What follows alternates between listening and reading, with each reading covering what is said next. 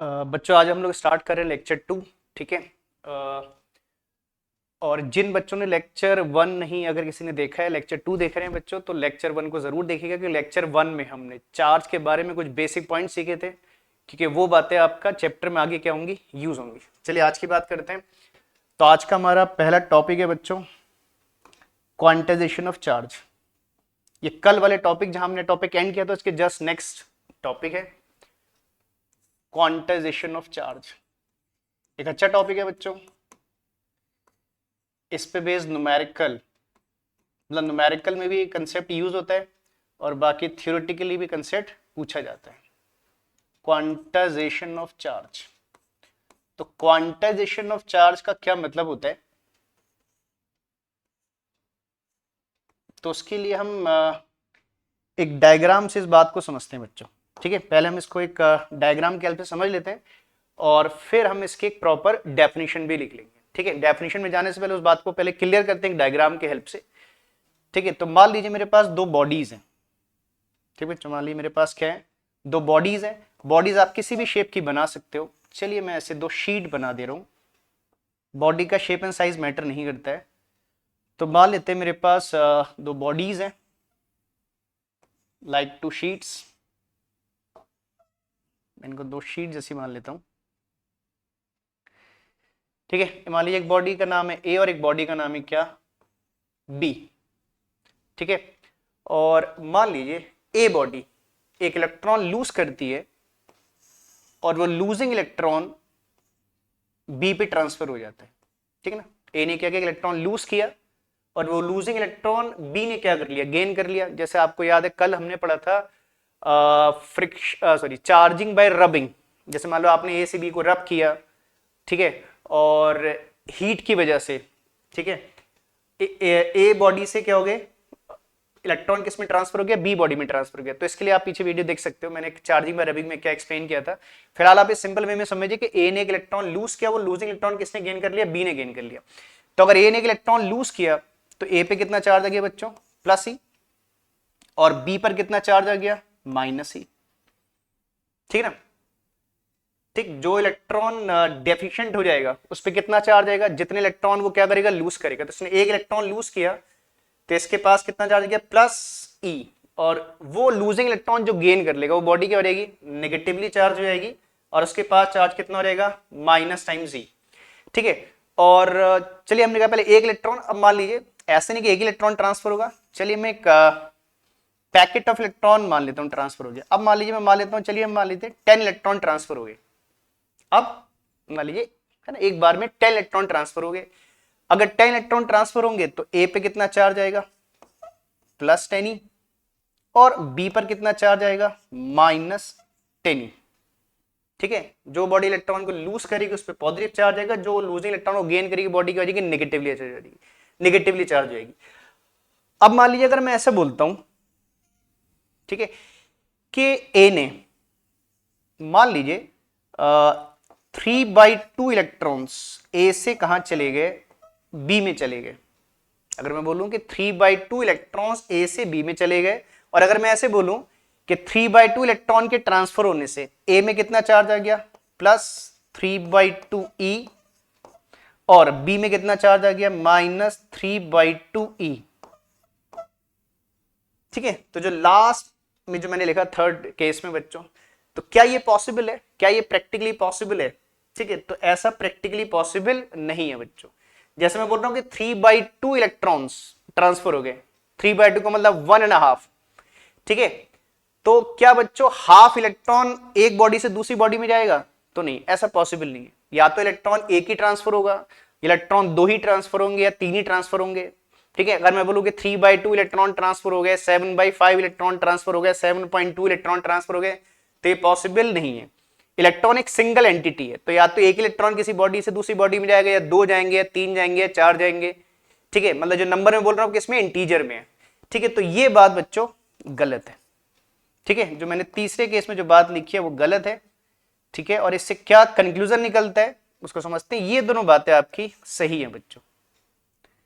ठीक है, तो क्वांटाइजेशन ऑफ चार्ज इसी बात को बोलते हैं। ठीक है, कि किसी भी बॉडी में या तो चार्ज पॉजिटिव होगा या फिर क्या होगा, नेगेटिव होगा। पॉजिटिव चार्ज किसमें होगा, वो बॉडी जो इलेक्ट्रॉन लूज करेगी। नेगेटिव चार्ज किस पे होगा, वो बॉडी जो इलेक्ट्रॉन को क्या करेगी, गेन करेगी। तो किसी भी बॉडी में चार्ज या तो पॉजिटिव होगा या फिर क्या होगा, नेगेटिव होगा, और ये चार्ज इलेक्ट्रॉन के इंटीग्रल मल्टीपल के फॉर्म में होगा।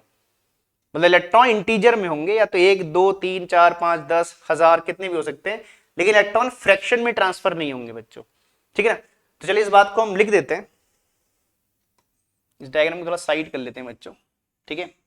और मैं क्वांटाइजेशन ऑफ चार्ज को पहले स्टेटमेंट लिख देता हूं, और फिर इसको मैं मैथमेटिकली भी लिख दूंगा बच्चों, ठीक है। तो हमने क्या बोला, चलिए एक बार दोबारा से स्टेटमेंट को बोल देता हूं। तो मैंने बोला कि क्वांटाइजेशन ऑफ चार्ज ये कहता है कि किसी भी बॉडी में या तो चार्ज पॉजिटिव होगा या फिर चार्ज क्या होगा, नेगेटिव होगा, ठीक है। और पॉजिटिव किस पे होगा, नेगेटिव का, ये बात समझ रही हो हम लोग, ये बात हमने फर्स्ट लेक्चर में भी पढ़ी थी बच्चों। और ठीक है, फिर बोल रहा हूँ एक बार दोबारा से कि हमने क्या बोला, किसी भी बॉडी में या तो चार्ज पॉजिटिव होगा या फिर चार्ज क्या होगा, नेगेटिव होगा, और चार्ज हमेशा इलेक्ट्रॉन के इंटीग्रल मल्टीपल के फॉर्म में होगा, ठीक है। तो इस बात को हम लिख देते हैं बच्चों। तो ये क्वांटिटेशन ऑफ चार्ज कहता है कि total charge on a body, total charge on a body, total charge on a body is either, total charge on a body is either positive or negative, either positive or negative, either positive or negative, and it is always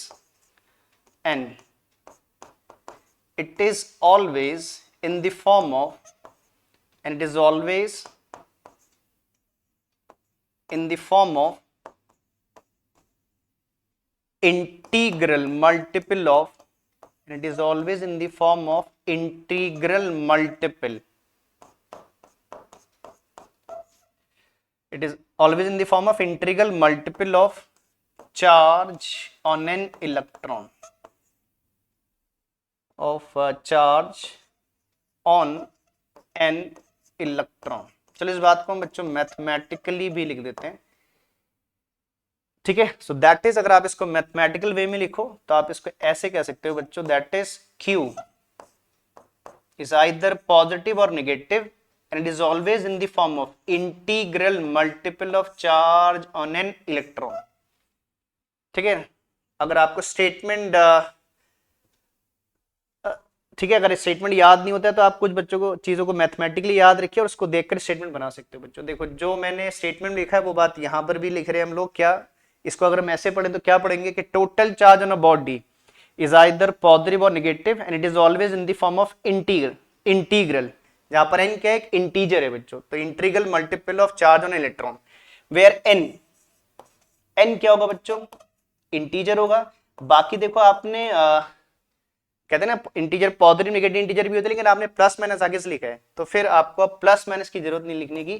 तो आप कह सकते हो कि n की value 1 2 3 4 and so, ठीक है, ठीक है। मतलब इलेक्ट्रॉन या तो एक ट्रांसफर होगा या 2 ट्रांसफर होंगे, 3 ट्रांसफर होंगे, फ्रैक्शन में इलेक्ट्रॉन ट्रांसफर नहीं होंगे, ठीक है। तो this is called quantization of charge, ठीक बच्चों, क्लियर हो गया, ठीक। तो ये ध्यान रखना बच्चों, this is called quantization of charge.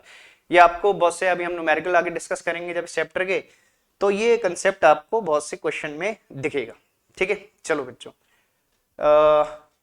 चलिए मैं एक बार थोड़ा सा ठीक है पीछे जा रहा हूँ। आप चाहो तो इस स्लाइड को ठीक है इसको नोट कर लो या आप इसका स्क्रीनशॉट ले सकते हो, ठीक है, फर्दर नोट करने के लिए,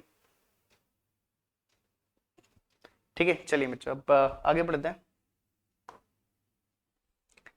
अब एक नेक्स्ट टॉपिक, इंपॉर्टेंट टॉपिक है बच्चों ये भी, दैट इज कुलाम्स लॉ। अब बात करते हैं कुलाम्स लॉ क्या होता है।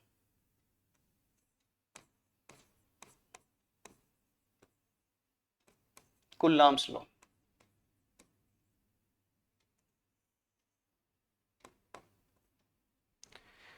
कुलाम्स लॉ क्या बताता है, थोड़ा बहुत आपने क्लास 10th में ही बच्चों कुलाम्स लॉ पढ़ा होगा, ठीक है, इतना डिटेल में नहीं पढ़ा होगा। तो Coulomb's law is something like आपने जैसे क्लास 11 में न्यूटन्स लॉ ऑफ ग्रेविटेशन पढ़ा होगा, जैसे आपको याद होगा न्यूटन्स लॉ ऑफ ग्रेविटेशन के हेल्प से हम दो मासेस के बीच की फोर्स कैलकुलेट करते हैं।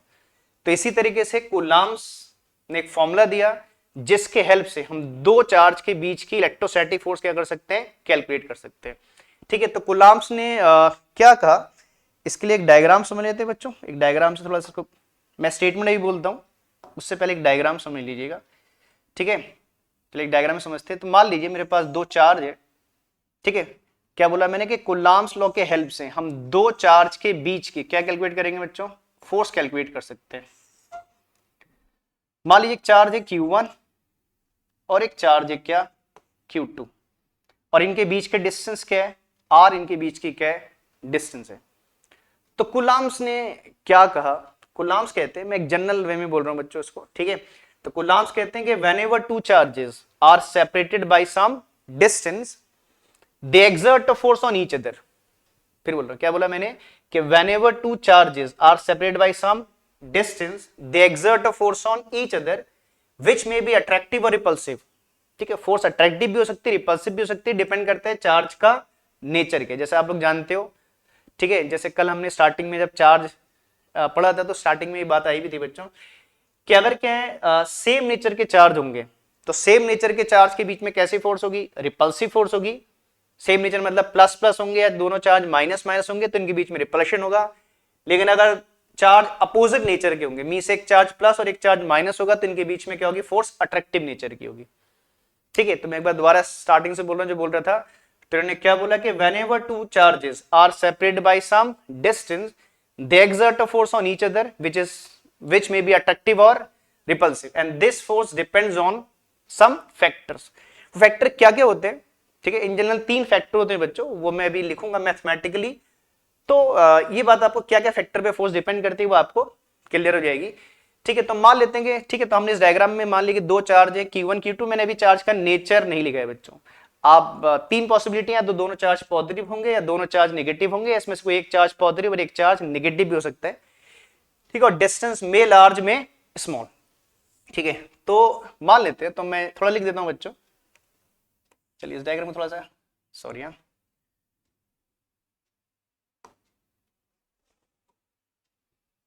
इस डायग्राम को थोड़ा अच्छा किनारे कर लेते हैं।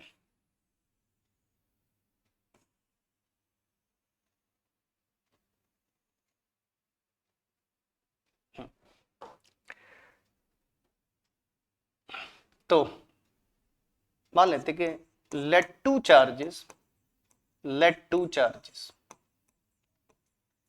Q1 and Q2, मैंने चार्ज को Q1 Q2 अज्यूम किया है बच्चों। let two charges Q1 and Q2 are separated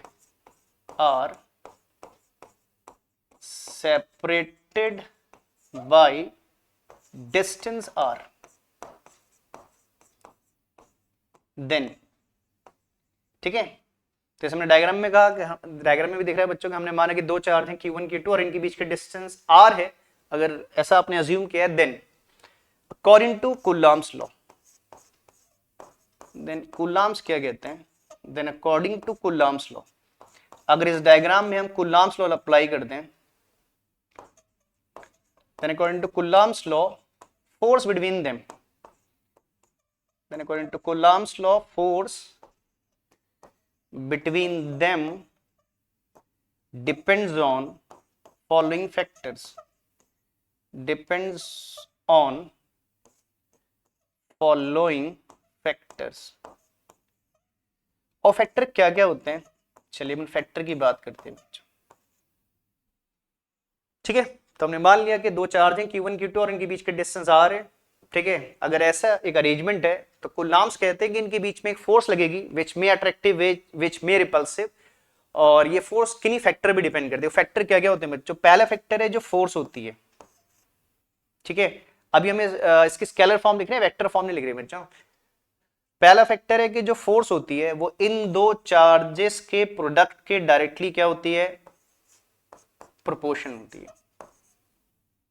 और ये पॉइंट हमें क्या बताता है कि मींस अगर चार्ज के मैग्नीट्यूड मोर हैं, देखिए ना, फोर्स इनके प्रोडक्ट के डायरेक्टली प्रोपोर्शनल है, मतलब मोर charges exert more force on each other and less charges exert less force on each other.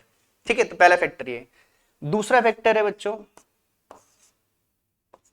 दूसरा फैक्टर है कि जो फोर्स होती है वो इन दो चार्ज के बीच की डिस्टेंस के स्क्वायर के इनवर्सली प्रोपोर्शन होती है। ठीक है, आर क्या है, इन दो चार्ज के बीच के डिस्टेंस है, और फोर्स इस डिस्टेंस के स्क्वायर के इनवर्सली प्रोपोर्शन होती है। इस सेकंड पॉइंट को बच्चों, सेकंड पॉइंट को इनवर्स स्क्वायर लॉ भी कहते हैं। ठीक है, जनरली ऑल फोर्सेस, चाहे आप ग्रेविटेशन फोर्स की बात करो, मैग्नेटिक फोर्स की बात करो, और भी बहुत सी फोर्सेस होती हैं, तो इन जनरल अगर फोर्स डिस्टेंस पे डिपेंड करती है तो इन जनरल फोर्स डिस्टेंस के स्क्वायर के इनवर्सली क्या होती है, प्रोपोर्शन होती है। तो इस बात को हम इनवर्स स्क्वायर लॉ भी कहते हैं। ठीक बच्चों, तो इनिशियली इन ये दो फैक्टर है जिन पर फोर्स डिपेंड करती है। एक फैक्टर और है बच्चों, वो भी प्रोपोर्शन ही हटाकर आएगा। ठीक है, तो ऐसा होता है। फिर एक बार समझ लीजिए क्या बोला हमने, कि फोर्स क्या होगी, इन दो चार्ज के प्रोडक्ट के क्या होगी, डायरेक्टली प्रोपोर्शनल होगी, और डिस्टेंस के स्क्वायर के इनवर्सली क्या होगी, प्रोपोर्शन। मतलब मोर distance less force, less distance more force. ठीक है, अगर इन दो फैक्टर को हम मिक्स कर दे बच्चों तो क्या रहेगा, F is proportional to Q1 Q2 by r square. ठीक है, अगर हम इन दो फैक्टर को मिक्स कर दे तो फॉर्मूला बन जाएगा F is proportional to Q1 Q2 by r square. ठीक बच्चों, अब ठीक है, इस प्रोपोर्शनलिटी को हटाएंगे तो क्या होगा, देखते हैं इस प्रोपोर्शनलिटी को हटाकर क्या आएगा बच्चों। चलिए एक सेकेंड, मैं इस डायग्राम को बच्चों थोड़ा शिफ्ट कर लेता हूं।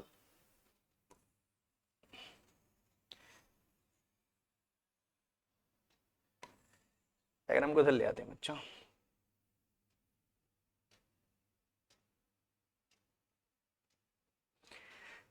ठीक है, कहते हैं जब इस प्रोपोर्शनलिटी को हटाएंगे बच्चों, सॉरी, जब इस प्रोपोर्शनलिटी को हटाते हैं तो एक कांस्टेंट आता है k, बाकी दो फैक्टर ऐसे ही रहेंगे Q1 Q2 by r square. तो फॉर्मूला हो जाएगा k Q1 Q2 by r square. ठीक है ना, जहां पर आप समझते बच्चों, जब भी प्रोपोर्शनलिटी हटाकर कोई कांस्टेंट आता है तो उसे क्या बोलते हैं, प्रोपोर्शनैलिटी कांस्टेंट। तो यहां पर k एक प्रोपोर्शनलिटी कांस्टेंट है, और इस कांस्टेंट की वैल्यू किस पर डिपेंड करती है, कि इन दो चार्ज के बीच में मीडियम क्या है बच्चों। मतलब मीडियम टू मीडियम इस के की वैल्यू क्या करती है, वेरी करती है। जैसे आपको याद होगा क्लास 11th में जब हम न्यूटन्स लॉ ऑफ ग्रेविटेशन पढ़ते हैं, ठीक है, न्यूटन्स लॉ ऑफ ग्रेविटेशन को सबको याद होगा बच्चों, तो उसका फॉर्मूला आता है F equal to G m1 m2 by r square. तो वहां एक प्रोपोर्शनली कांस्टेंट आता है G, कैपिटल G से रिप्रेजेंट करते हैं उसको, जिसे बोलते हैं यूनिवर्सल ग्रेविटेशनल कांस्टेंट। तो उस G की value medium to medium vary नहीं करती है, इसलिए इसे क्या बोलते हैं, यूनिवर्सल कांस्टेंट कहते हैं। लेकिन यहां बच्चों चेंज है, ठीक है। तो जैसे आप ही कह सकते हो कि ग्रेविटेशनल फोर्स, दो मास के बीच में जो ग्रेविटेशनल फोर्स लगती है वो दो मास के बीच में मीडियम से इंडिपेंडेंट होती है, मतलब मीडियम के नेचर पे डिपेंड नहीं करती है। लेकिन यहां बच्चों इलेक्ट्रोस्टैटिक फोर्स में ये मैटर करता है कि दो चार्ज के बीच में मीडियम क्या है। ठीक है, तो इस के की वैल्यू मीडियम टू मीडियम क्या करेगी, वेरी करेगी। ठीक है, तो बात समझिए, तो के को क्या बोलते हैं, constant of proportionality, and it's value depend on the क्या, मीडियम बिटवीन दी चार्जेस। ठीक है, अब बात ये आई बच्चों, ठीक, तो मींस मुझे इस एफ को कैलकुलेट करने के लिए क्या क्या फैक्टर चाहिए बच्चों, चार्जेस चाहिए, चार्ज के बीच के डिस्टेंस चाहिए, और क्या चाहिए, के की वैल्यू चाहिए। तो अब बात ये समझने की क्या, किस के की वैल्यू, ठीक है, कैसे आएगी, मीडियम टू मीडियम मैंने कहा के की वैल्यू वेरी करेगी। ठीक है, तो इस के की वैल्यू क्या होगी, चलिए उसकी बात करते हैं बच्चों। ठीक है, तो के के बारे में समझ गए, मैं लिख दे रहा हूं, चलो थोड़ा सा मैं लिख देता हूं बच्चों, के बारे में थोड़ा सा लिख देता हूं। वैल्यू ऑफ के, बाकी के प्रोपोर्शनलिटी कांस्टेंट है, इसकी बात, ये तो बात आप समझ रहे हो बच्चों। तो मैं इतनी बात लिख देता हूं कि जो के की वैल्यू है, वैल्यू ऑफ के depends on the nature of the medium between the charges, depends on the nature of the medium between the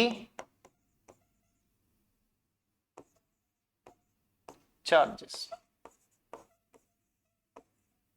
ठीक है, आप इसको अगर पूरा करो तो ऐसे कह सकते हो कि के प्रोपोर्शन एक कांस्टेंट है जिसकी वैल्यू किस पे डिपेंड करती है, nature of the medium between the charges. के प्रोपोर्शन कौन सा है, अंडरस्टूड है। अब बच्चों बात ये है कि के की वैल्यू कैसे आएगी, ठीक है ना। और जैसे मैंने कहा के की value medium to medium vary करेगी, ठीक है। तो समझिए बच्चों, तो जब क्वेश्चन आएगा तो हम के की वैल्यू कैसे डिटरमाइन करेंगे, ठीक है। तो हम बच्चों मीडियम की बात करते हैं। देखो तो हम मीडियम को, देखो मीडियम तो बहुत से होते हैं बच्चों, हम हर मीडियम के बारे में नहीं जानते हैं, हर मीडियम के के की वैल्यू भी पता करना पॉसिबल नहीं है। तो हम क्या करते हैं, मीडियम को दो कैटेगरी में क्या करते हैं, डिवाइड करते हैं, ठीक है। देखो सिंपल सी बात है, जब तक इस के की वैल्यू नहीं आएगी बच्चों, जब तक आप फोर्स कैलकुलेट नहीं कर पाओगे, मतलब फोर्स कैलकुलेट करने के लिए के की वैल्यू चाहिए। तो अब इस के की वैल्यू कैसे आएगी, चलिए इसको समझते हैं बच्चों। तो जैसे मैंने कहा कि हम के की वैल्यू के लिए, ठीक है ना, हम मीडियम को दो, चलिए प्रीवियस स्लाइड में चलते हैं, हम मीडियम को दो कैटेगरी में क्या करते हैं, डिवाइड करते हैं, ठीक है ना। हम मीडियम को क्या करते हैं, चलिए नेक्स्ट स्लाइड में ही चलते हैं। मीडियम को दो कैटेगरी में क्या करते हैं बच्चों, डिवाइड करते हैं। हम दो कैटेगरीज बना ले रहे हैं मीडियम की।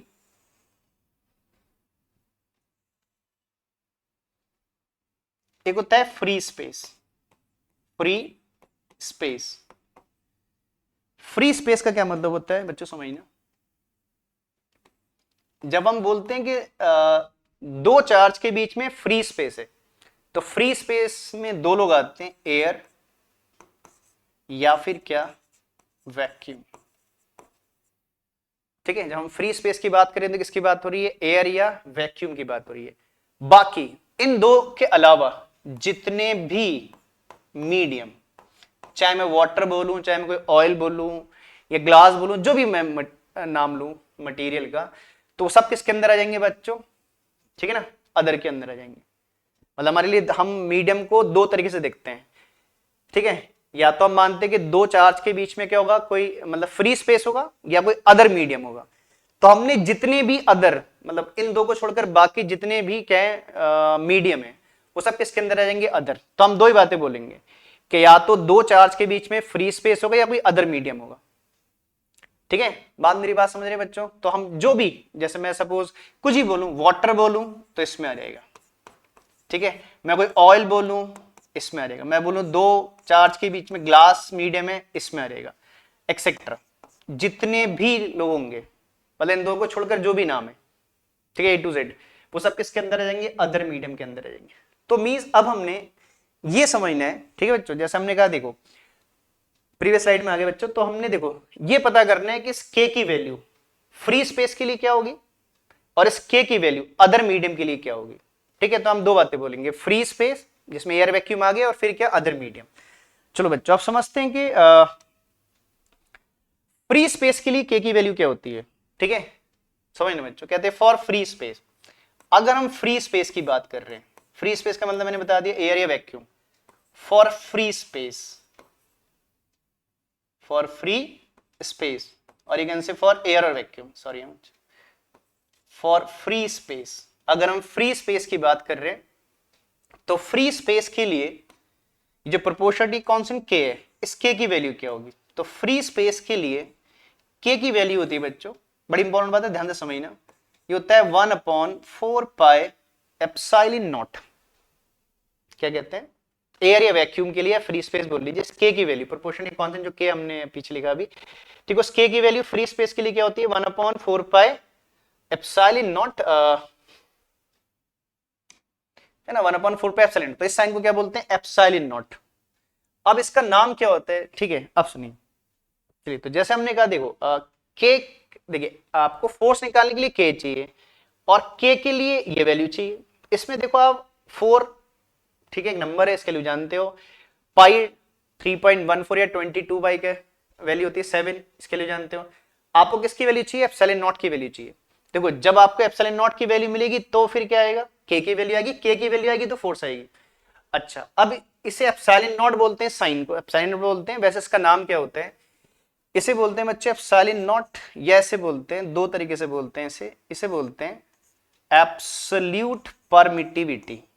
क्या बोलते हैं, एब्सोल्यूट क्यों बोलते हैं, इसका मतलब बताता हूं, एब्सोल्यूट परमिटिविटी। और परमिटिविटी क्या होता है, इसका मतलब भी समझेंगे बच्चों। परमिटिविटी थोड़ा सा कॉम्प्लिकेट नाम आपको लग रहा होगा, लेकिन इस परमिटिविटी को ब्रेक करके पढ़ेंगे तो ये क्लियर हो जाएगा कि परमिटिविटी का मतलब क्या है। तो इसे बोलते हैं एब्सोल्यूट परमिटिविटी, या इसको परमिटिविटी ऑफ फ्री स्पेस भी कहा जाता है बच्चों। इसे बोलते हैं permittivity of free space, absolute permittivity या परमिटिविटी ऑफ फ्री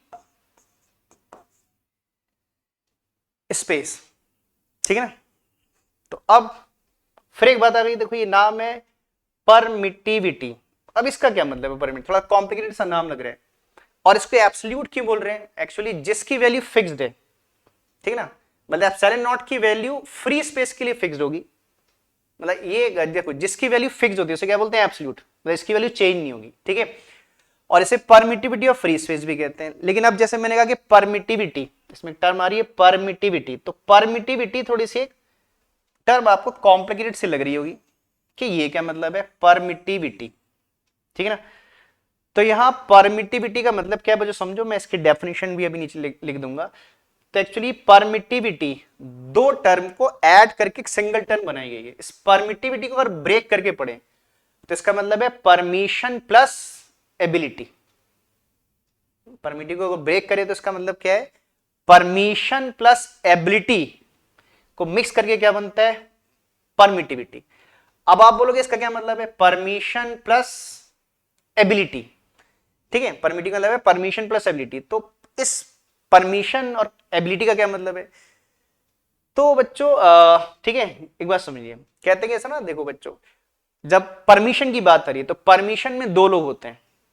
एक परमिशन, मैं भी इसको लिख भी दूंगा प्रॉपर, पहले समझ लीजिए परमिटिविटी का मतलब क्या है। देखो परमिशन में दो लोग होते हैं बच्चे, एक परमिशन देने वाला और एक परमिशन लेने वाला। एक परमिशन देने वाला, एक परमिशन लेने वाला। ऐसा मान लो किसी क्लास में स्कूल में बच्चे हैं, क्लास एक चल रही है, ठीक है, तो किसी बच्चे को वॉशरूम जाना है, ठीक है, तो क्लास में टीचर है, तो बच्चा क्या करेगा, वॉशरूम जाने के लिए टीचर से परमिशन लेगा, ठीक है। तो टीचर परमिशन देगा और बच्चा परमिशन लेगा, और टीचर की मर्जी, हो सकता है कि परमिशन दे आपको अलाउ करे, या हो सकता है कभी कभी वो अलाउ नहीं करते और कभी अलाउ कर भी सकते हैं। तो किसकी मर्जी है, टीचर की मर्जी के वो आपको पास होने के लिए अलाउ, मतलब जाने के अलाउ करे नहीं करे। तो यहां पर बच्चों कौन है, ये तो मैंने एग्जांपल दिया आपको कि कौन परमिशन ले रहा और कौन परमिशन दे रहा है। तो बेसिकली यहां पर बच्चों परमिशन ले रही है इलेक्ट्रिक फील्ड लाइंस। अब आपको इलेक्ट्रिक फील्ड लाइंस क्या होती है, तो इलेक्ट्रिक फील्ड लाइन अभी हम लोग इसके आगे आने वाले टॉपिक में पढ़ेंगे। जब इलेक्ट्रिक फील्ड पढ़ेंगे तो इलेक्ट्रिक फील्ड लाइंस के बारे में पढ़ेंगे। आपने क्लास 10 में वैसे इलेक्ट्रिक फील्ड लाइंस पढ़ी है, ठीक है, इलेक्ट्रिक फील्ड लाइंस के बारे में क्लास 10 में थोड़ा सा बच्चों आपने पढ़ा होगा। तो यहां पर बेसिकली परमिशन ले कौन रहा है बच्चों, इलेक्ट्रिक फील्ड लाइन ले रही है, और किससे ले रही है, किसी मीडियम से परमिशन ले रही है, किस बात की, उसके अंदर से पास होने की। फिर बोलो मैंने क्या बोला, परमिशन ले कौन रहा है, इलेक्ट्रिक फील्ड लाइंस ले रही है। कहते हैं एक चार्ज के सराउंडिंग में क्या होती है, अभी हम लोग इलेक्ट्रिक फील्ड लाइंस के बारे में बहुत सी बातें डिस्कस करेंगे बच्चों, बहुत सी प्रॉपर्टी पढ़ेंगे, ठीक है। तो एक चार्ज के सराउंडिंग में क्या होती है, उसकी इलेक्ट्रिक फील्ड लाइन होती है। एक पॉजिटिव चार्ज से electric field line moves away और नेगेटिव की टुवर्ड्स मूव करती है लाइन।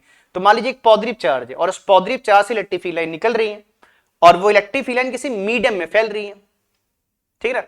तो जब इलेक्ट्रिक फील्ड लाइन किसी मीडियम में क्या होंगी, ट्रेवल करेंगी, तो मीडियम उन फील्ड लाइन को अपने अंदर से पास होने के लिए कभी अलाउ करेगा और कभी अलाउ नहीं करेगा। तो परमिशन कौन लेगा, इलेक्ट्रिक फील्ड लाइन लेंगे, किससे लेंगे, किसी मीडियम से पास होने की, ठीक है। और जब हम बोलते हैं कि एब्सोल्यूट परमिटिविटी या परमिटिविटी ऑफ फ्री स्पेस, तो परमिशन देने वाला कौन है, एयर या वैक्यूम है, ठीक है ना, और परमिशन लेने वाला कौन है, इलेक्ट्रिक फील्ड लाइन है। तो means absolute permittivity free space की एबिलिटी है कि वो अपने अंदर से कितनी फील्ड लाइन को पास होने के लिए क्या कर रहे हैं, अलाउ कर रहे हैं। फिर एक बार बोल दे रहा हूं, क्या बोला मैंने, ठीक है, कि एब्सोल्यूट परमिटिविटी क्या फ्री स्पेस की एबिलिटी है कि वो अपने अंदर से कितनी फील्ड लाइन को पास होने के लिए क्या कर रहे हैं, अलाउ कर रहे हैं, ठीक है। तो इसका डेफिनेशन में लिख दे रहा हूं बच्चों, एब्सोल्यूट परमिटिविटी का मतलब क्या होता है, क्योंकि टर्म के अंदर टर्म आ जा रही है तो टर्म समझते हुए चलना है, ठीक है। क्योंकि देखो पूरे इलेक्ट्रोस्टैट में बच्चों, आप पूरे इलेक्ट्रोस्टैट में आगे इलेक्ट्रिक फील्ड के फॉर्मूले पढ़ेंगे, हम पोटेंशियल के फॉर्मूले पढ़ेंगे, कैपेसिटेंस के पढ़ेंगे, पोटेंशियल एनर्जी के फॉर्मूले पढ़ेंगे, हर फॉर्मूले में ऑलमोस्ट 90% फॉर्मूले में इसकी बात आएगी, या तो एप्सिलॉन आएगा या एप्सिलॉन नॉट आएगा। तो इस बात को क्लियर करते हुए चलना है, ठीक है। तो चलिए हम एब्सोल्यूट परमिटिविटी को मैं नीचे डिफाइन कर दे रहा हूं बच्चों, ठीक है। ये टर्म फिर आपका बार बार यूज होगी, तो इसका मतलब पता होना, इसकी वैल्यू की बात अभी करेंगे।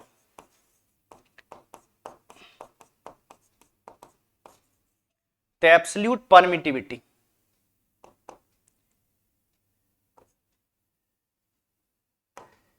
तो क्या बोलते हैं, जब हम एब्सोल्यूट बोल रहे हैं तो किसकी बात हो रही है, फ्री स्पेस, ठीक है। तो क्या बोलते हैं, it is the ability of free space, it is the ability of free space,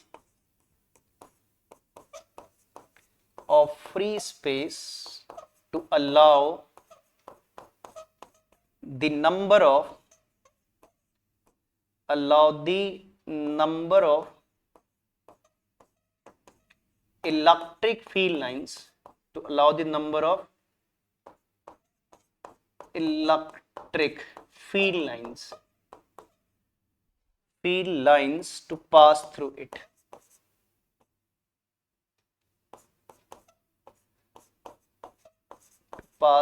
it. अभी आगे हम लोग बच्चों परमिटिविटी ऑफ मीडियम की बात भी करेंगे। अभी तो हम परमिटिविटी ऑफ क्या किसकी बात कर रहे हैं, फ्री स्पेस की बात कर रहे हैं, ठीक है। तो समझ रहे बच्चों, ठीक है। तो इस साइन को लिखते क्या है, इसको वैसे पढ़ते हैं, साइन का नाम है एप्सिलॉन नॉट, और एप्सिलॉन नॉट का वैसे नाम क्या है तो क्या है, एब्सोल्यूट परमिटिविटी। और एब्सोल्यूट परमिटिविटी फ्री स्पेस की एबिलिटी है कि वो अपने अंदर से कितनी फील्ड लाइन को क्या कर रहा है, पास होने के लिए अलाउ कर रहे हैं।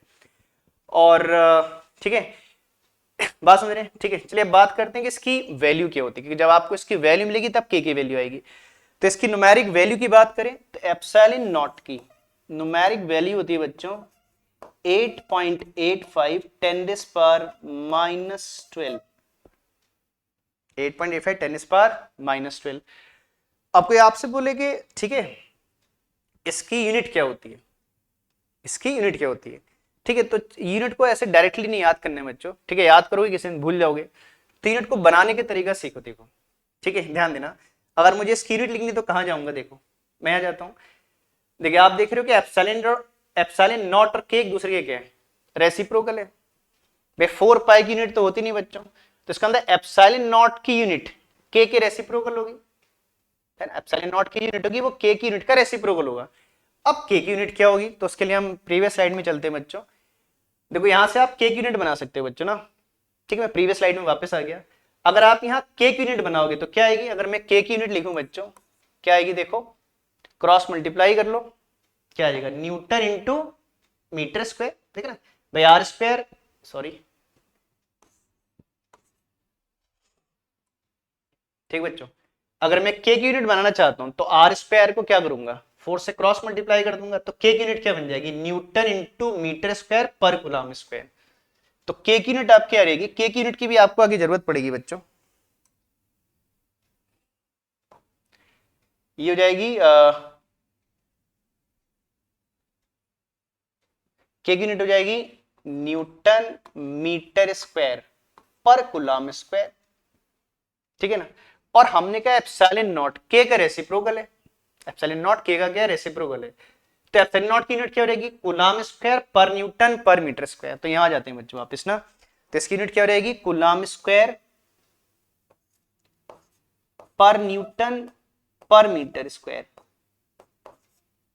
ठीक बच्चों, ठीक है। आपको डायरेक्ट याद हो अच्छी बात है, लेकिन कभी आपको डाउट हो इसकी यूनिट में, ठीक है, तो याद रखिए कि एप्सिलॉन नॉट के का रेसिप्रोकल है और के की यूनिट आप कूलम्स लॉ में जाके बना सकते हो, ठीक है बच्चों।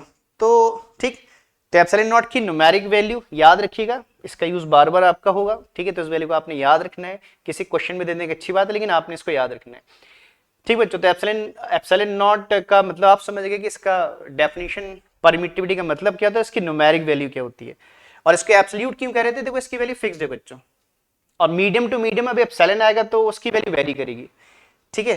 तो इसीलिए हम इसको एब्सोल्यूट कह रहे हैं। अब देखो बच्चों, अगर ये वैल्यू मैं ऊपर पुट कर दूं, अगर ये वैल्यू मैं कहां पुट कर देता हूं, इधर पुट कर देता हूं, ठीक है, तो मेरी के की वैल्यू क्या रहेगी, चलो इधर लिखते हैं बच्चों, इस के की वैल्यू क्या रहेगी, ठीक है।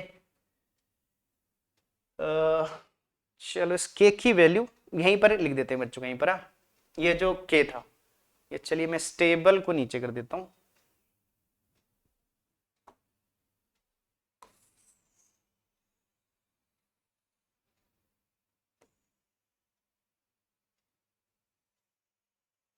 इसको इधर शिफ्ट कर देते हैं।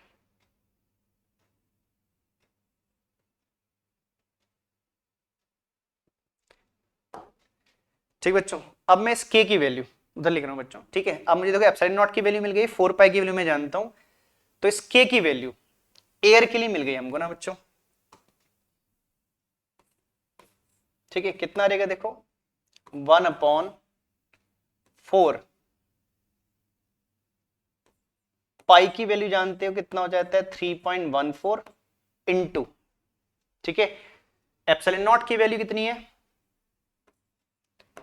8.85 इंटू 10⁻⁻12, ठीक बच्चों, ठीक है।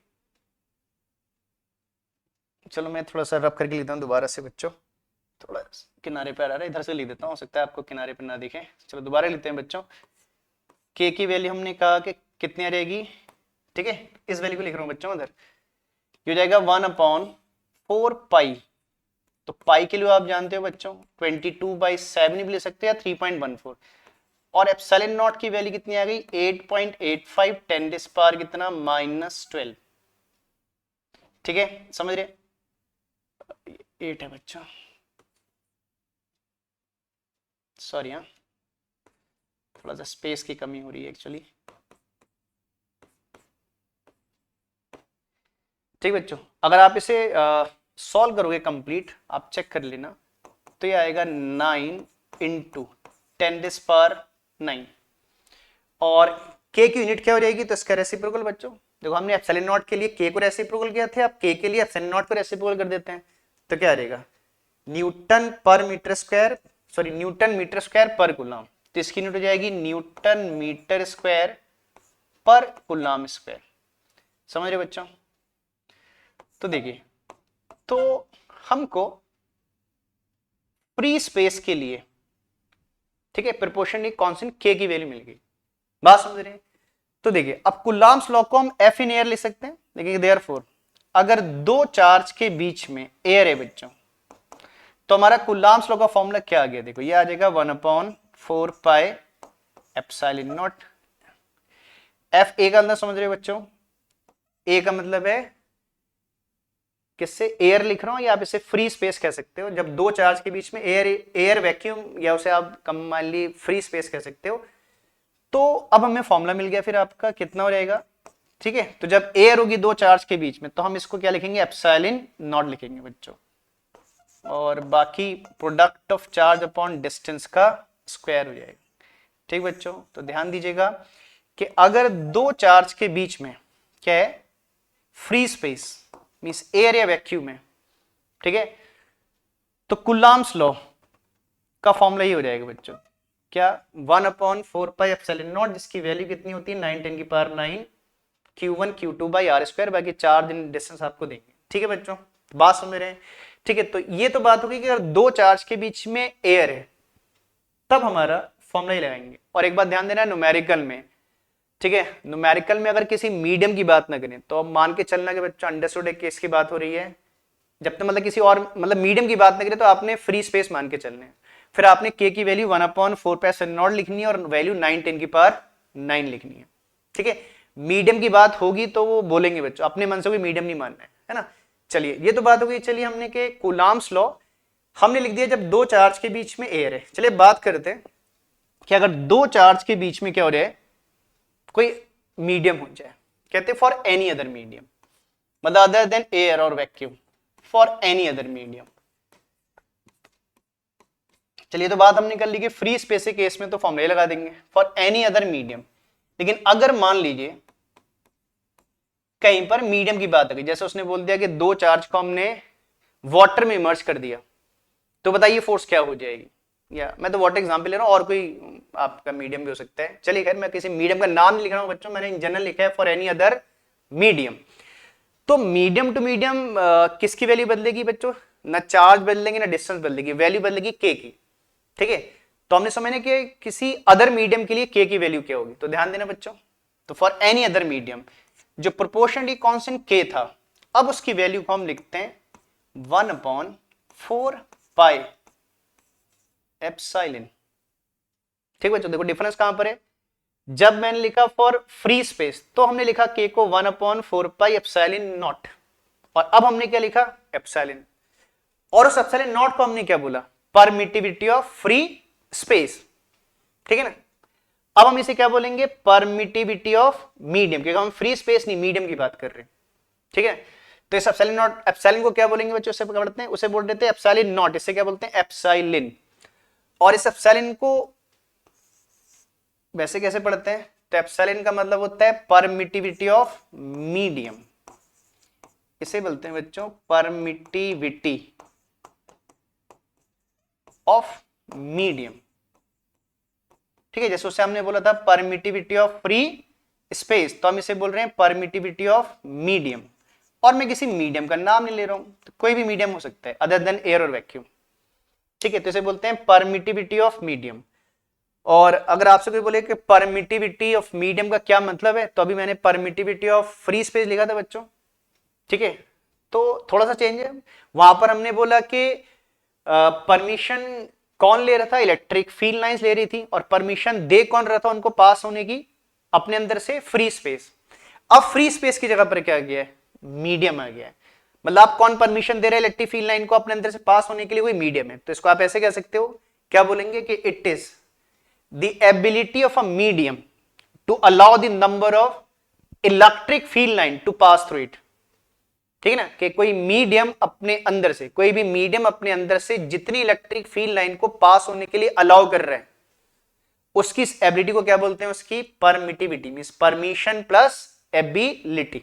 भाई इतना फर्क है कि जब हम मीडियम की बात करते हैं तो एप्सिलॉन लिखते हैं इसको, और जब क्या करते हैं फ्री स्पेस की बात करते हैं एयर वैक्यूम, तो एप्सिलॉन नॉट बोलते हैं। अब बात यह आई कि क्या बच्चों जब न्यूमेरिकल आएगा, तो देखिए अब न्यूमेरिकल के लिए मुझे एप्सिलॉन की वैल्यू चाहिए होगी, क्योंकि जब तक एप्सिलॉन की वैल्यू नहीं आएगी मेरी के की वैल्यू नहीं आएगी, और के नहीं आएगा तो मेरी फोर्स नहीं आएगी। तो क्या न्यूमेरिकल में आपको एप्सिलॉन देंगे की वैल्यू देंगे? तो नहीं बच्चों, आपको डायरेक्टली कभी भी न्यूमेरिकल में एप्सिलॉन की वैल्यू नहीं देंगे। एप्सिलॉन नॉट की वैल्यू तो फिक्स्ड है, इसीलिए हमने उसको एब्सोल्यूट बोला 8.85 10 की पावर -12। लेकिन क्या एप्सिलॉन की वैल्यू हमको देंगे? तो एप्सिलॉन की वैल्यू नहीं देंगे। इस एप्सिलॉन को भी आपने फर्दर क्या करना होगा? ब्रेक करना होगा। तो एप्सिलॉन को फर्दर ब्रेक करके क्या लिखेंगे बच्चों? ठीक है, नाउ अब हम एप्सिलॉन को ब्रेक कर रहे हैं, इस एप्सिलॉन को क्या लिखते हैं? तो इसको ब्रेक दो तरीके से लिखा जाता है बच्चों। या तो हम इसे लिखते हैं के इंटू एप्सिलॉन नॉट। देखो इस के और इसके में फर्क है बच्चों, देखो ये मैं स्मॉल के बना रहा हूं, कैपिटल के है। इस के को तो हम प्रोपोर्शनली कांस्टेंट कह रहे हैं, और ये जो के है ये प्रोपोर्शनली कांस्टेंट नहीं, इसे डायलेक्ट्रिक कांस्टेंट कहते हैं बच्चों। मैं भी हर एक का मतलब नहीं दूंगा नीचे से। तो के को क्या बोलते हैं? Dielectric constant of the medium between the क्या चार्जेस। डायलेक्ट्रिक मीडियम का क्या मतलब होता है अभी उसको बाद में डिस्कस करेंगे। या तो आप इसे ऐसे लिखोगे, या एक तरीका और है, या इसको ऐसे भी लिखते हैं बच्चों, अगर आप के नहीं लिखते हो तो आप इसे ऐसे भी लिख सकते हो, epsilon r into epsilon nought. ठीक है, या तो आप इसे के इंटू एप्सिलॉन नॉट लिखो। और ध्यान देना बच्चों, जो वैल्यू के की वही वैल्यू क्या होगी? Epsilon r. अगर मान लो के 10 है तो ये भी 10 होगा, ये 2 है तो ये भी 2 होगा। ठीक है ना, मतलब दोनों की वैल्यू सेम होगी, कहने में नाम दोनों के अलग अलग रहे। मतलब जैसे होता है ना, किसी एक आदमी के दो नाम होते हैं, तो कुछ ऐसे ही है, एक के दो नाम है। या तो आप इससे क्या बोलोगे? Dielectric constant. मैं भी नीचे नाम लिख देता हूं, या ऐसे बोलते हैं, चलिए मैं लिख दे रहा हूं पहले। ठीक है, बाकी एप्सिलॉन एप्सिलॉन नॉट का मतलब तो आप जान रहे हो बच्चों ना। तो के को क्या बोलते हैं? ये स्मॉल के को जो मैंने लिखा है इसे बोलते हैं, पहले हम इसके नाम की बात कर लेते हैं, फिर वैल्यू की बात करेंगे। इसे बोलते हैं dielectric constant. Dielectric constant of the medium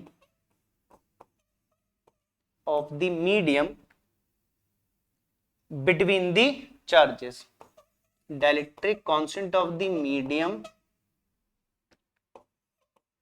between the charges. ठीक बच्चों। और अगर आप इसे एप्सिलॉन आर लिख रहे हो तो इसका क्या मतलब है, इसके अभी हम डेफिनेशन वगैरह भी पढ़ेंगे बच्चों। जब ये कूलम्ब्स लॉ कंप्लीट हो जाएगा तो उसके बाद इन्हीं के बारे में डेफिनेशन वगैरह समझेंगे इनकी। फिलहाल तो मैं इनके नाम लिख रहा हूं। इसे बोलते हैं रिलेटिव परमिटिविटी, रिलेटिव परमिटिविटी।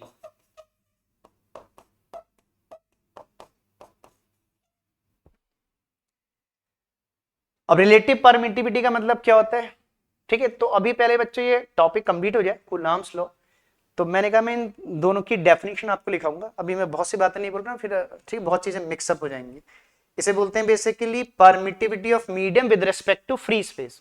अभी एक छोटी सी ऐसी बात बोल रहा हूं मैं, ठीक है। बाकी इनके बारे में आगे अभी हम जस्ट ये टॉपिक कंप्लीट होने के बाद पढ़ेंगे, ठीक बच्चों। तो दो तरीके हैं, ठीक है। फिर एक बार समझो मैंने क्या बोला कि जब मीडियम की बात आएगी तो आप प्रोपोर्शनल कांस्टेंट को क्या लिखोगे, पहले 1/4 पाई एप्सिलॉन लिखोगे। और जैसे फिर मैंने कहा कि न्यूमेरिकली आपको एप्सिलॉन की वैल्यू नहीं देंगे तो आपने एप्सिलॉन को फिर ब्रेक करना होगा। और एप्सिलॉन को ब्रेक करके फिर आप क्या लिखोगे, k इंटू एप्सिलॉन नॉट या एप्सिलॉन r इंटू क्या, एप्सिलॉन नॉट, ठीक है। अब देखो बच्चों सुनना दे ध्यान से। अब बात आई कि ठीक है, तो हमने कहा देखो एक चेन जैसी बन गई। मींस देखो आप एप्सिलॉन नॉट की वैल्यू जानते हो, ठीक है। देखो हमें k के लिए किसकी वैल्यू चाहिए, एप्सिलॉन की वैल्यू चाहिए। और एप्सिलॉन के लिए क्या चाहिए, स्मॉल k की वैल्यू चाहिए, क्योंकि एप्सिलॉन नॉट के लिए हम जानते हैं अगर मुझको k मिल जाएगा, स्मॉल k या एप्सिलॉन r मिल जाएगा, कि मतलब है दोनों का, ठीक है। अगर मुझे k मिल जाएगा तो मैं k को एप्सिलॉन नॉट से मल्टीप्लाई कर दूंगा, क्या आ जाएगा, एप्सिलॉन आ जाएगा।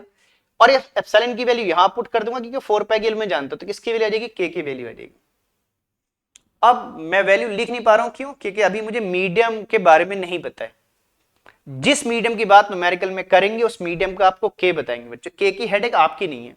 हाँ एक आध चीज के लिए आप याद रख सकते हो, जैसे k की वैल्यू वाटर के लिए 80 या प्योर वाटर बोले तो 81 बोलते हैं, आप रफली 80 मान लो, चलो ठीक है। वाटर के लिए याद कर लीजिए, बाकी कोई और जैसे वो ऑयल बोलेगा कुछ बोलेंगे तो न्यूमेरिकल में वो देंगे। इन जनरल वाटर के लिए भी देंगे, लेकिन एक आध वैल्यू आप याद रख सकते हो। बाकी के की वैल्यू एयर या वैक्यूम के लिए 1 होती है। देखो ना, अगर हम एयर वैक्यूम के लिए के की वैल्यू 1 होगी तो एप्सिलॉन किसके बराबर हो जाएगा, एप्सिलॉन नॉट के बराबर हो जाएगा। तो के की मिनिमम वैल्यू किसके लिए होती है, ध्यान देना बच्चों, मिनिमम वैल्यू किसके लिए होती है, एयर या वैक्यूम के लिए होती है 1। बाकी कोई और मीडियम होगा तो के की वैल्यू आपको बताएंगे, ठीक बच्चों। बाकी इसके जो मैंने नाम लिखे दो, डाइलेक्ट्रिक कांस्टेंट और रिलेटिव परमिटिविटी, इसके बारे में भी डिस्कस करेंगे बच्चों। वैसे तो जो हम लिख रहे हैं ना डाइलेक्ट्रिक कांस्टेंट, तो डाइलेक्ट्रिक क्या होते हैं सेकंड चैप्टर में जब हम कैपेसिटेंस टॉपिक पढ़ेंगे। अभी तो हमारे फर्स्ट चैप्टर के टॉपिक चल रहे हैं बच्चों। जब इलेक्ट्रोस्टैट्स के सेकंड चैप्टर में जाएंगे तो सेकंड चैप्टर में ठीक है, चैप्टर के मिड में जब आप कैपेसिटेंस पढ़ोगे तो कैपेसिटेंस में बीच में एक टॉपिक आएगा डाइलेक्ट्रिक क्या होते हैं, ठीक है। इंसुलेटर के एक बिहेवियर को डाइलेक्ट्रिक कहते हैं। तो डाइलेक्ट्रिक के बारे में, और जैसे थोड़ा बहुत केमिस्ट्री में भी होता है डाइलेक्ट्रिक के बारे में, पोलर नॉन पोलर डाइलेक्ट्रिक। तो डाइलेक्ट्रिक के बारे में अभी हम बहुत ज्यादा डिटेल में नहीं बोल पाएंगे क्योंकि डाइलेक्ट्रिक बहुत बड़ा टॉपिक है, ठीक है। मतलब डाइलेक्ट्रिक को समझने के लिए खाली एक पूरा एक लेक्चर की जरूरत है बच्चों। तो मैं डाइलेक्ट्रिक अभी ज्यादा डिटेल में नहीं जाऊंगा। आप अभी डाइलेक्ट्रिक की जगह नाम यूज कर लो रिलेटिव परमिटिविटी। बाकी जब डाइलेक्ट्रिक पढ़ लोगे, पोलर नॉन पोलर डाइलेक्ट्रिक सब कुछ, तो भी डाइलेक्ट्रिक के बारे में आपको बहुत सी जानकारी होगी। अभी हम डाइलेक्ट्रिक की जगह पर रिलेटिव परमिटिविटी का टर्म ज्यादा यूज करेंगे, ठीक बच्चों। तो बात समझ गए। तो इस के को ध्यान देना बच्चों, इस के को अगर हम देखें, ठीक है, अगर हम इस के की बात करें तो देखो अब इस के को क्या लिखोगे इन जनरल, तो देयरफॉर के कैपिटल के प्रोपोर्शनली कांस्टेंट को, तो आप न्यूमेरिकल में बच्चों सीधे लिखो। फिर एप्सिलॉन लिखने की जरूरत ही नहीं है। फिर आप क्या लिखोगे, 1/4 पाई के इंटू एप्सिलॉन नॉट, समझ रहे, ठीक। तो के को हम सीधे क्या लिखेंगे, 1/4 पाई के इंटू एप्सिलॉन नॉट। इस के का मतलब वही ये आप इस के की जगह क्या ले सकते हो, ठीक है, 1/4 पाई एप्सिलॉन आर इंटू क्या, एप्सिलॉन नॉट, ठीक है। दो तरीके हैं, आप इसको ऐसे भी ले सकते हो या इसको मैं ऐसे लिख देता हूं बच्चों, ऐसे भी ले सकते हो बच्चों, क्योंकि हमने कहा के और एप्सिलॉन आर का मतलब एक ही है, तो बोलने में अलग लग रहे हैं लेकिन न्यूमेरिक वैल्यू दोनों की सेम ही होती है। तो आप इसको ऐसे भी कह सकते हो, 1/4 पाई एप्सिलॉन आर इंटू क्या, एप्सिलॉन नॉट। बाकी के और एप्सिलॉन आर के बारे में भी हम समझेंगे, अगले टॉपिक में समझेंगे बच्चों, ठीक है। तो बेसिक फर्क समझ गए कि मीडियम के केस में क्या होगा और एयर के केस में क्या होगा, ठीक है बच्चों। चलो तो ध्यान देना, अगर आपका दो चार्ज के बीच में क्या है, फ्री स्पेस, एयर या वैक्यूम है, तो आपने क्या लिखना है, 1/4 पाई एप्सिलॉन नॉट, तो के नहीं लिखना है। और अगर मीडियम है तो फिर क्या लिखना है, के इंटू एप्सिलॉन नॉट, मतलब के का फैक्टर एक एडिशनल फैक्टर आ जाएगा। और के की वैल्यू मैंने कहा न्यूमेरिकल में आपको देंगे, ये आपकी हेडेक नहीं है, ठीक है बच्चों। तो इससे लास्ट में हमने क्या सीखा कि देयरफॉर अगर दो चार्ज के बीच में क्या कोई मीडियम है, जैसे अभी हमने पीछे एफ इन एयर लिखा था बच्चों, मैं स्लाइड एक बार पीछे कर दूंगा, आप चाहो तो नोट आउट भी कर लेना, ठीक है। तो एफ इन मीडियम में क्या लिखेंगे बच्चों, प्रोपोर्शनली कांस्टेंट को 1/4 पाई, मैं भी के यूज कर रहा हूं, बुक में भी के ज्यादा लिखते हैं, 1/4 पाई के इंटू एप्सिलॉन नॉट, या कहीं एप्सिलॉन आर बोलेगा तो एप्सिलॉन आर लिख दीजिएगा। और क्या आ जाएगा, Q1 into Q2 by r square, ठीक बच्चों। तो ध्यान दीजिएगा, तो एक कूलाम्स लॉ बन गया जब दो चार्ज के बीच में क्या होगा, मीडियम होगा। बात समझ रहे बच्चों। तो देखो छोटा सा फर्क है, जब हमने एयर के लिए लिखा, इसको एफ इन एयर लिखा तो क्या नहीं था, के नहीं दिख रहा था आपको, क्या लिख रहा था, 1/4 पाई एप्सिलॉन नॉट, और उसकी वैल्यू क्या थी, 9 × 10⁹। बस एफ इन मीडियम में एक एडिशनल वेक्टर के आ गया, ठीक है। इसको एक तरीके से और भी ले सकते हो बच्चों, ठीक है। तो ध्यान देना, फिर एक बार समझ लो, लास्ट में समराइज कर लेते हैं कि एयर वाले केस में क्या होगा, 1/4 पाई एप्सिलॉन नॉट, और मीडियम वाले केस में क्या होगा, 1/4 पाई के इंटू क्या, एप्सिलॉन नॉट, ठीक है। के की वैल्यू क्वेश्चन में दे देंगे। आप इसको ऐसे भी कह सकते हो बच्चों, एफ इन मीडियम, देखो मैं के को अलग कर दूं बच्चों इससे, अगर मैं इस के को सेपरेट करके लिख देता हूं तो ये आ जाएगा 1/4 pi epsilon nought Q1 Q2 by कितना, आर स्क्वायर, ठीक बच्चों। समझ रहे ना मैंने क्या किया, मैंने इसको अलग क्यों किया, देखो ना ऐसा है क्योंकि इतने फैक्टर की वैल्यू आप जानते हो, 9 × 10⁹ ठीक है ना। मिक्स करके लिखने में कैलकुलेशन लेंदी हो जाएगी, तो आप क्या करोगे, के को अलग कर दोगे और इतने फैक्टर को अलग कर लोगे, तो इसकी वैल्यू आप डायरेक्ट पुट कर पाओगे 9 × 10⁹, जो भी हमने पीछे डिस्कस की, ठीक बच्चों। तो के को आप अलग कर लीजिएगा, और इसको फिर आप ऐसे भी लिख सकते हो। देखो अगर हम देखें तो इतना फैक्टर जो है बच्चों, ये इतना फॉर्मूला, ये एफ इन एयर हो गया, देखिए मैंने पीछे एफ इन एयर लिखा था, कितना था, 1/4 pi epsilon nought Q1 Q2 by r square. तो आप इसको ऐसे भी कह सकते हो बच्चों, मतलब कि F in medium is equal to F in air over कितना, के, कह सकते हो, ठीक है बच्चों, समझ रहे। तो आप इसको ऐसे भी कह सकते हो, जैसे मान लीजिए मान लो कोई न्यूमेरिकल आया, ठीक बच्चों, आपने एक न्यूमेरिकल आया एग्जाम में, आपने न्यूमेरिकल ठीक है रीड किया, और आपने ध्यान नहीं दिया कि मीडियम की बात हो रही है, और आपने एयर समझ के न्यूमेरिकल को पूरा सॉल्व कर दिया लास्ट में, फिर आपने दोबारा एक बार रीड कर दिखा रही कि वो तो मीडियम की बात हो रही थी, ठीक है। तो कुछ नहीं करना है, जो आपने एफ इन एयर निकालना है, ठीक है, जो भी मीडियम का के दिया होगा लास्ट में आप उसे के से क्या कर दोगे, डिवाइड कर दोगे, ठीक है। समझ रहे मैं क्या बोला मैंने, कि अगर कोई मान लीजिए कोई न्यूमेरिकल आया, क्योंकि हमारी हैबिट जनरली क्या होती है कि न्यूमेरिकल ज्यादातर बुक्स में मीडियम की बात नहीं करते, तो एयर वाली हैबिट होती है, तो बच्चे ने जल्दी में क्या किया, हैबिट में क्या कर दिया, ठीक है, एयर वाला फॉर्मूला लगा दिया, ठीक है ना, पूरा न्यूमेरिकल सॉल्व कर लिया लास्ट में। अब लास्ट में आंसर आ गया, अब उसे फिर उसने दोबारा एक बार रीड किया, तो उसे रियलाइज हुआ कि अरे ये तो मीडियम भी दिया था, जिसका कुछ के भी दिया था, ठीक है। तो आपने पैनिक नहीं होना है बच्चों, सिंपल सा क्या करना है, जो एयर का आंसर आया, जैसे मान लो आपका आंसर 100 आ गया और के की वैल्यू क्वेश्चन में 5 दी थी, तो आपने 100/5 लिख के वो एफ इन क्या निकालना है, मीडियम, तो 20 आ जाएगी। बात समझ रहे हैं, ठीक है। इससे एक बात और पता लगी बच्चों, देखो इस बात को लिखने से एक बात और पता लगती है, क्या, जैसे मैंने कहा कि के की मिनिमम वैल्यू 1 होती है एयर के लिए, के की मिनिमम वैल्यू किसके लिए थी, एयर वैक्यूम के लिए 1 होती है, और इन जनरल है ना, अदर देन एयर वैक्यूम के लिए के की वैल्यू मोर देन क्या होती है, 1 होती है, के की वैल्यू मोर देन क्या होती है, 1। और जब के की वैल्यू इंक्रीज होगी, ठीक है, देखो ना ये इसके इनवर्सली प्रोपोर्शन है, जितना मीडियम का के बढ़ेगा तो क्या हो जाएगा आपका, मीडियम में फोर्स क्या होगी, डिक्रीज होगी, ठीक बच्चों, समझ रहे। तो ठीक है बच्चों, तो ध्यान दीजिएगा, ठीक है, कि ठीक है हमेशा क्या करेंगे, ठीक है, एक सेकंड बच्चों,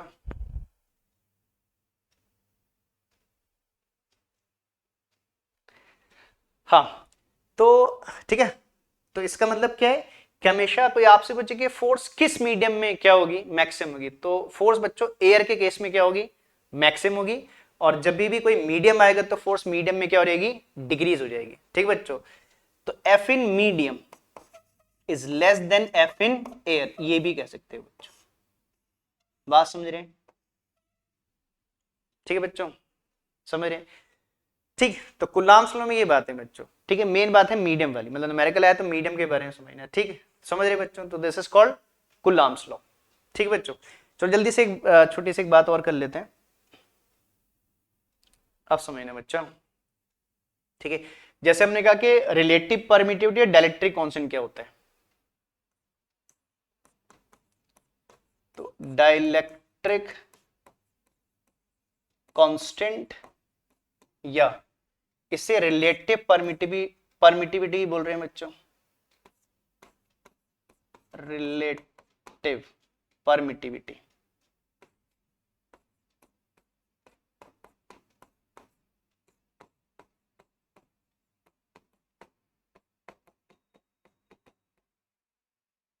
ठीक है, एक लास्ट बार डिस्कस कर लेते हैं बच्चों।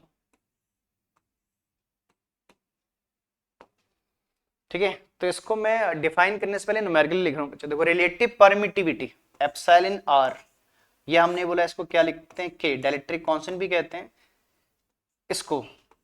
ठीक है, याद है मैंने पीछे की जगह पर लिखा कि epsilon is equal to epsilon r into epsilon nought, sorry लिखा मैंने एप्सिलॉन आर इनटू क्या लिखा, एप्सिलॉन नॉट।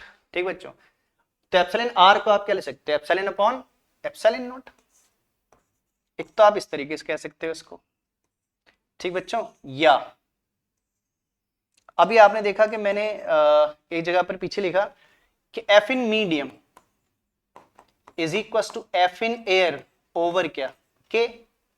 ठीक है, तो मैं इसको ऐसे भी कह सकता हूं क्या, कि के इज इक्वल टू, के बोल लीजिए, एप्सिलॉन आर बोल लीजिए, कि मतलब बच्चों इज इक्वल टू हम ऐसे भी कह सकते हैं F in air upon F in medium.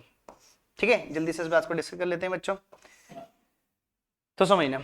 तो रिलेटिव परमिटिव कैसे डिफाइन करेंगे, तो एक तो डेफिनेशन इससे बोल सकते हो बच्चों कि relative permittivity is the permittivity of medium with respect to free space.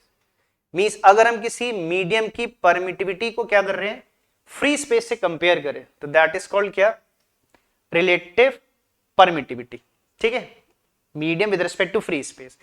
या आप इसको ऐसे कह सकते हो कि रिलेटिव परमिटिविटी किसकी लिखते हैं बच्चों, किसी मीडियम की, तो ऐसे भी कह सकते हैं कि relative permittivity of a medium is defined as the ratio of force between two charges in air and the force between the same charges in that medium.